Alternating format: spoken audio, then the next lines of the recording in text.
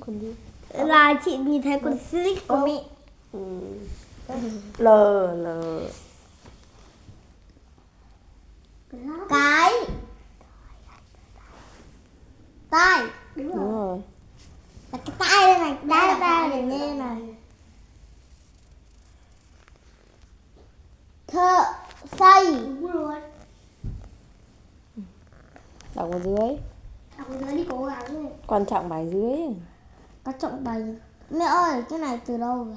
Chia quà. Chia quà Hải Kia Ba ra phố.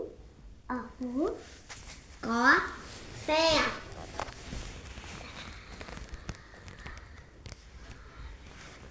Hải theo ba ra phố. Ở phố có xe tải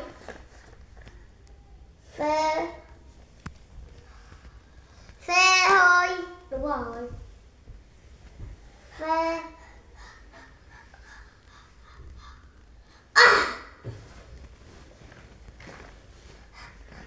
xe cứu. Đúng rồi.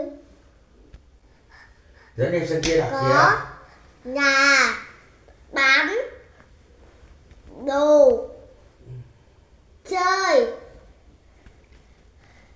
Ba Cứ nhìn cứ đọc đi. đã mua cho bé và nhầm cho Hải cho bé à? Sang vậy bên à? kia đọc cẩn thận đi. Cho Hải và Đặt nó xuống rồi đọc. và cho bé Lê. Cho Hải và bé Lê sỏi. Đúng rồi. Cứ đọc đi. Cái nào chị sai để chị nhắc về. Nếu sai thì nhắc.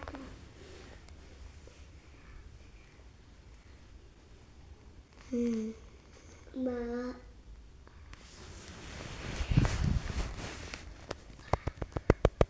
Buồn đái quá. Ăn lắm bữa buồn đái. to lên. Màu to lên. Màu Từ qua đến giờ các tôi thua. đánh vào rồi nó to lên.